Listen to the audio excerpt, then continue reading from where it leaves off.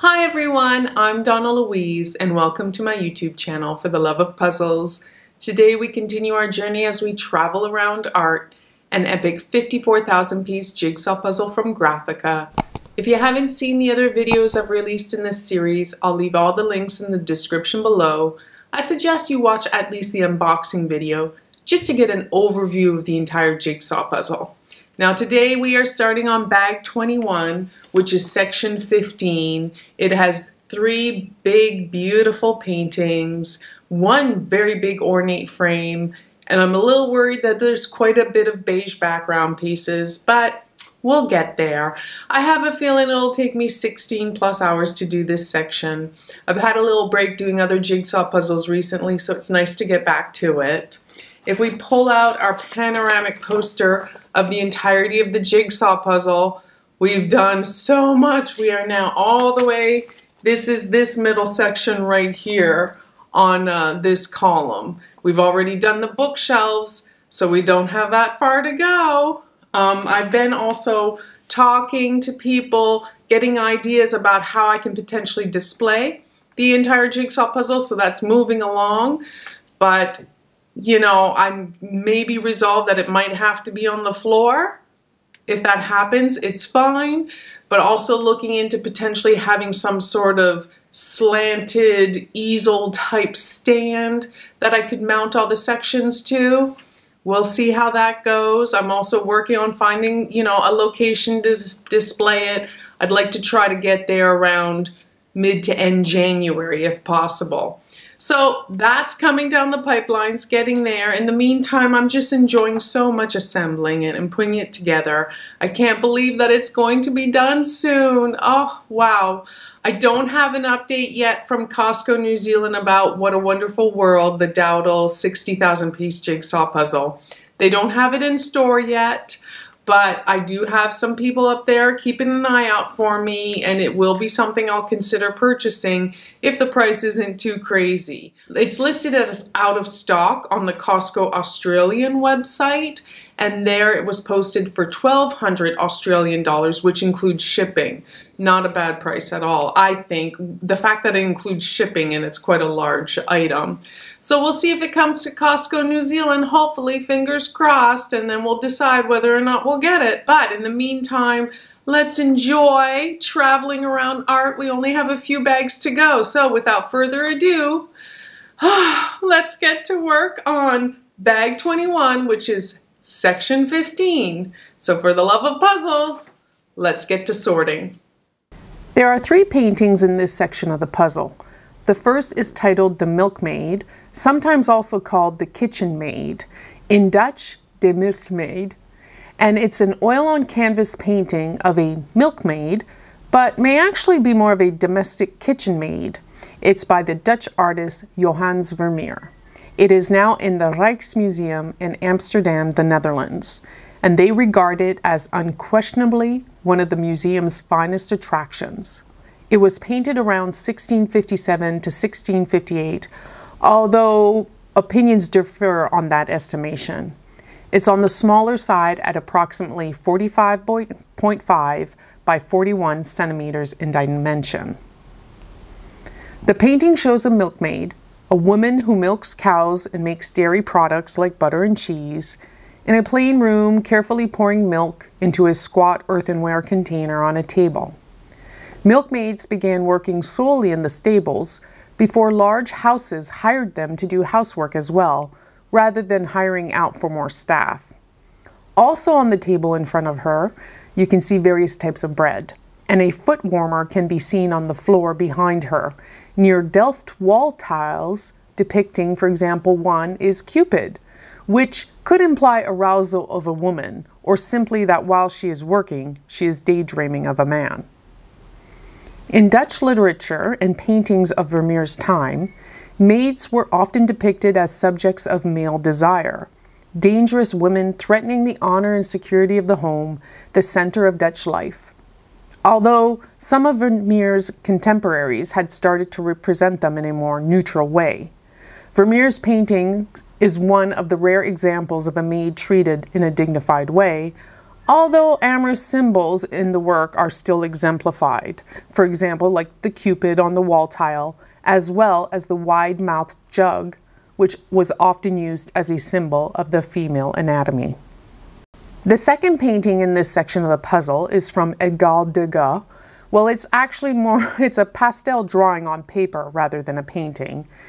And in French, the title is Danseuses bleues, the Blue Dancers. It's from circa 1897-1898, and it's now in the Pushkin Museum in Moscow, Russia. Its size is approximately square at 65 by 65 centimeters. The world of ballet is a favorite theme of Degas. Yet, unlike many of his contemporaries, the artist was attracted not by the colorful spectacle of the ballet itself, but the prose of life offstage. Blue Dancers may actually be a sketch of just one and the same dancer. Here she is tying up her ballet shoe, there adjusting her dress, examining her costume, and standing in the wings. United on a single sheet, these ordinary movements turn into a splendid dance. The magic of the theater and the magic of painting are conjured up before our eyes. Thanks to the use of the pastel medium, Degas achieves a remarkable richness of texture and color combinations. The small line strokes are applied in different directions, merging into resonant streams of blue shadow or scattering as reflected light in the dancer's hair.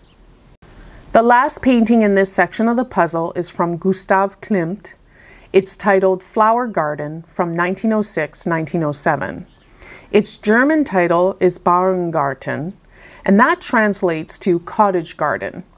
It showcases the floral impressionist style the artist explored through his array of garden pieces that includes Farm Garden with Crucifix from 1911 and Farm Garden with Sunflower from 1913.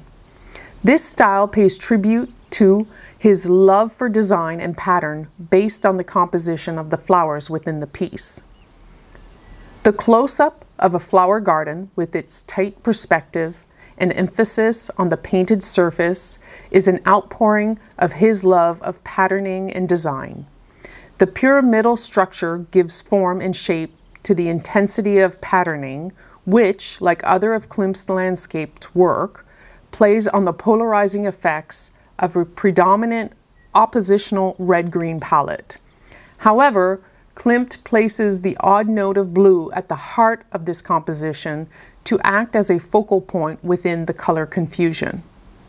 Now, I don't have its exact dimensions, but I did see a video produced by Sotheby's for its auction in 2017.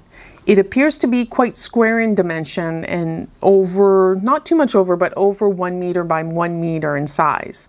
Now, it's sold at that auction for £48 million, a record auction price for a landscape by the artist. So I believe that it is currently privately owned, as I can't find a museum location for it.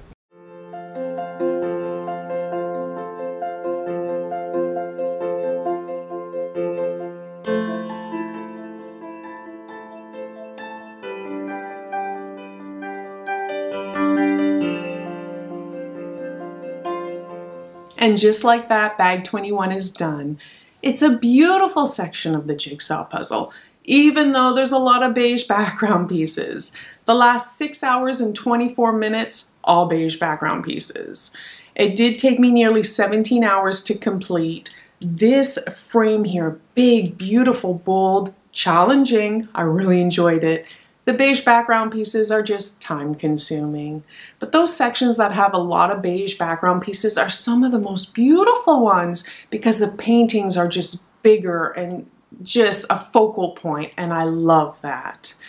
And I love that Grafika gave us a discount code. Now, this is not affiliated, not sponsored. I just asked and they said, yes, sure. So if you go to their website, grafika-puzzle.com, you can use the discount code Grafika22 to get 10% off any purchase from 39 euros. It's valid until the end of the year, December 31st, 2022, and they do ship internationally. I held back and managed to only buy 2 puzzles. So many that I loved, so many that I wanted, but I did get a beautiful 6,000 piece vintage travel jigsaw puzzle. Stay tuned for that because I will be gluing that puzzle. I'll bring you through the whole process of how I do that, framing it. I figured it will complement my antique world map, and we're gonna mount it on the adjacent wall, and it's gonna be amazing. So I can't wait for that. Now, the next thing that I have that's exciting, I booked the community art gallery for January, the weekend of January 21st, 22nd. The way that I'm going forward is that I will release a video of the remaining, 6 sections of the jigsaw puzzle every Friday from here till the end of the year. If I compute it correctly, I think the last one will be released on the last Friday of the year just before New Year's. Then in the new year, I do plan on making maybe 1 or 2 maybe a summary video talking about the different sections, how long they each took me, my thoughts, maybe my favorite painting per section. And I might actually just do a big compilation time-lapse video of all the sections, maybe just to music, or maybe just some of the background commentary of my favorite paintings from each section. I don't know, but there'll be 1 or 2 additional videos for sure. Then, when I do the display at the community art gallery, I'll film the setting up and whatnot, but I don't like filming people because you got to get everyone's permission. So I'll take a lot of photos of everything that's going on without people, or you might see people's feet or hands or whatnot. If they allow me to film, I will. But I'll compile a video after the fact of having displayed it. I'm going to invite the public to come for free. Maybe I'll have a table where people could try to speed puzzle one of the ones that I've already done, like Can You Beat My Time? Or just a table for community, just fun jigsaw puzzling, sit down, have a chat. I might put a bring and buy, a swap table. You know, bring a puzzle, swap it out with another puzzle. So that could be fun. And I do think I'll also put out other puzzles that I framed, for example, this one. And it's just gonna be a fun weekend. Tomorrow we are still working on how we could potentially display the puzzle standing or on the wall somehow. I'm not allowed to mount it directly to the wall, so we're working on that, but my fallback plan is to just display it along the floor if I have to, and that'll be fine. If I can't get good photographs in the venue, top down, like I know we can use a ladder and whatnot, my neighbor does have a nice long driveway, double-story house with a balcony overlooking the driveway. So again, I have a fallback plan, lay it all out in the driveway, up on the balcony, photos looking down, and that'll work as well. But don't worry, there will be, 2 to 3 more videos once it's all done, showcasing the puzzle in its entirety, summarizing the journey. And I'm just sad because that means it's gonna be done so soon, Oh, it's been such a joy. And now we only have 6 bags to go. Oh, well, thank you so much for being here. I really appreciate it. For the love of puzzles, I hope you enjoy my videos. Please consider subscribing, and until next time, ciao!